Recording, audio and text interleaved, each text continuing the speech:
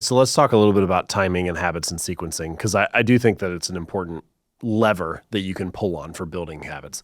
So first is, as a general rule, I think the earlier in the day you do something, the better odds are that it's going to happen. The more of the day that goes on, the more real estate there is for something to interrupt you, for somebody else's agenda to get put on top of yours, for somebody to need something or an emergency happens. It's just, you decrease the likelihood that the habit's going to occur. So generally speaking, I think stacking a group of habits earlier in the day is probably good.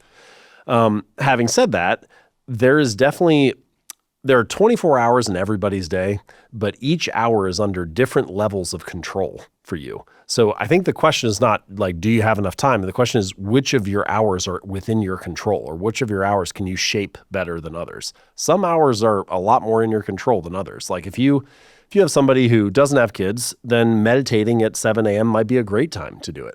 But if you have like toddlers running around and trying to get pants on your kid, then that's not a good time to try to do that habit. And so you need to figure out which of your hours are under your control.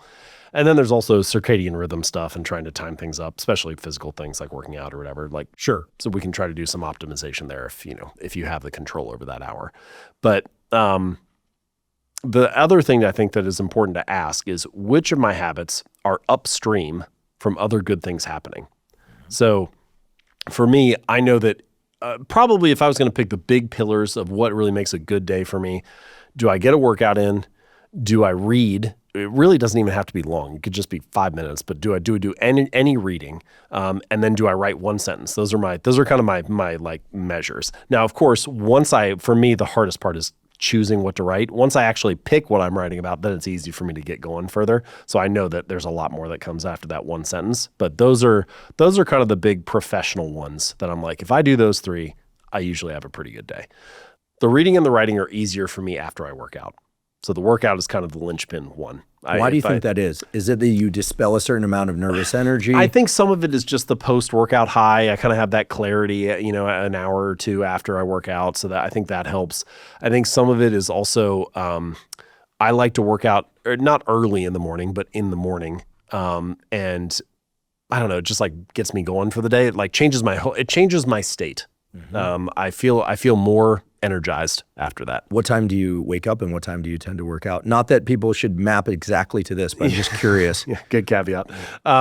Usually I'm waking up around 7, and usually I'm working out around 10 to 11, somewhere around there. For me, and certainly there are some data to support this, but also other timings that 3 hours after waking or 11 hours after waking seem to be ideal times to work out. So I'm kind of around that zone. Yeah. That's interesting. I mean, I think that I did not know that. But mentally and physically, probably due to changes in body temperature and circulation of that morning cortisol rise that wakes people up. We hear so much about cortisol being a stress hormone. We forget that morning cortisol needs to be very, very, very high in order to have low cortisol at night. If you don't, you have this kind of flat cortisol curve, as they call it, sets you up for insomnia, anxiety, a bunch of things that are really bad. Cortisol has gotten a bad rap. And when you exercise, and you probably quadruple your cortisol levels, at least during the workout and afterwards, depending on the workout. So if you're stacking all your cortisol earlier, it's like a wave front for the rest of the day. And I'm guessing that's probably what you're tapping into. That's interesting. Yeah. So that makes sense. That adds up to me as an explanation. And then the other thing is the writing is way easier if I do the reading first. So here's just kind of two little philosophical thoughts about it. First is, almost every thought that you have is downstream from what you consume. And so when you choose who to follow on social media or which podcast to listen to or which book to read or what YouTube channel to watch, you are choosing your future thoughts in a sense. Whatever fills up your feed is going to spark the next thought that you have next week or a month from now. So you should choose very carefully what those things are. I don't think we usually put that kind of weight on it. But if you want better, more productive, more creative thoughts, then you need better, more productive, more creative inputs. And so I had this thing happen where this was, I've been writing online for 14 years now. And first couple of years, I had this pretty rapid growth, and I got to 100,000 email subscribers. And for some reason, once I got to 100,000, I got in my head about it. What I should have done was just say, things are going well, keep doing what you're doing. But instead, I was like, now a lot of people are paying attention, so it has to be really good. So I thought, let me spend even more time writing and make it better. But in fact, the writing got worse. And my theory now is that I was writing more, but I was reading less. And so I had fewer inputs, fewer sources of inspiration, fewer sparks for new, interesting, good thoughts. And so the writing declined. And now I look at it more like driving a car.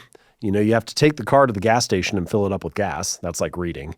But the point of having a car is not to just sit at the gas station all day and just stay there and keep filling up. You also want to drive and go on an adventure and go see some things, which is what writing is like. But if you never stop, then you end up stranded on the side of the road. And so they work well together. So if I get the workout in and then I read, if I'm reading something that's good, that is like, and I would define good as relevant to what I am trying to write about. If I read something that's relevant to what I'm working on, I almost can't stop myself from writing. I'll only get like 2 or 3 pages in and I have to stop. I got to, just riff on a bunch of stuff that is sparking or bubbling up. So if I do things in that sequence, it's usually a pretty good day. That's awesome. So that's like a kid who's watching baseball and it's an awesome game and then just like runs outside and just has to play with his friends. So let's get a game together, as opposed to a lot of people who just want to just be passive consumers the whole time. I was surprised to hear that you don't just get dropped into the reading and just stay with it. It's really a springboard, or as you said, it kind of preloads your brain for doing your best writing. Joni Mitchell, I think, used to paint as a preamble to writing and singing. And I have a good friend he's both a musician and a producer, and he'll get up early in the morning or sometimes in the middle of the night and he'll just draw, go back to sleep, wake up, and then he produces music all day. He's been doing this for, 50 years. 50 years. Yeah, nearly 50 years. And yeah, that's right. And I guess turning 50 myself is kind of staggering. Some of my friends, he's older than I am, but it's incredible, right? It's like you guys are describing this process of loading up your mind and then pivoting to the thing that really matters most, which I think is super impressive because most people get stuck in the thing that feels easiest. And that someone else provides. Most people are consumers, not creators. But I think most people want to be creators, but they don't know how to do it. This reminds me a little bit of like David Epstein, some of his work on range and, exploring broadly and how having a range of either sports activities or intellectual pursuits can make you better. A lot of times they say experts are T-shaped, right? They read broadly, but then they have a narrow vertical where they specialize.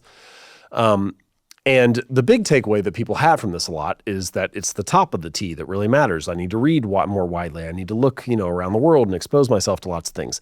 But I actually think the stem of the T is incredibly important. It is the precursor to the top of it mattering at all. And what I mean is that the fact that you have an area where you are focused on, the fact that you have an area where you are specializing, gives the broad range of things that you're exposing something to latch onto. Right. And so by having your area of expertise, or just it doesn't even have to be an area of expertise. It could just be a mission or a project, an objective.